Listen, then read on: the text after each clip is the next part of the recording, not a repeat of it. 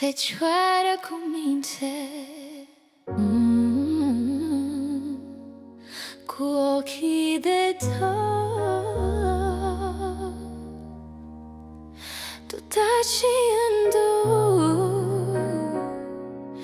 dar porți lumea la loc. Zodie de pământ, cu palme curate, adun bucăți de oameni, le lipești înapoi.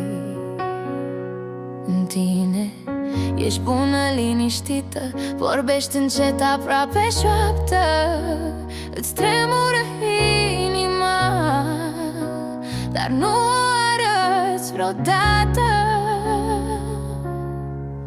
Fecioara, sufletul ador, tu ții în brațe ce alții pierd.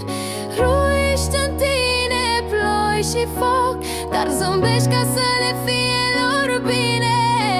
Fecioara, nu vrei să deranjezi, suferi în tăcere și nu te vezi, dar lumea se sprijină pe pașii tăi blânzi. Știu, e și despre cum ai fost crescută. Fii cu minte, nu plânge, nu spune. Ai învățat să pui ordine în haos, să te pui pe tine la urmă. Îți scrii rugăciunile pe marginea serii, iar dimineața râzi, știind cât de tare te doare. Cine te ține când tu ții pe toți? Cine te vede când stai la perete?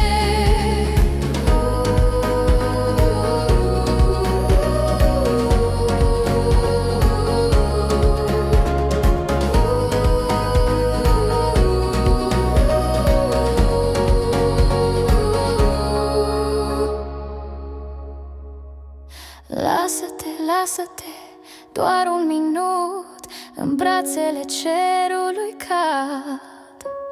Ești bună, iubitoare, nu ești prea mult, nu ești prea puțin, ești pământul dintre inimi,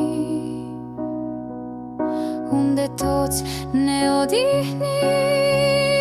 Fecioara, sufletul ador, tu ții în brațe ce alții pierd. Ruiești în tine ploi și foc, dar zâmbești ca să le fie lor bine. Fecioara, nu vrei să deranjezi, suferi în tăcere și nu te vezi, dar lumea se sprijină pe pașii tăi plânzi.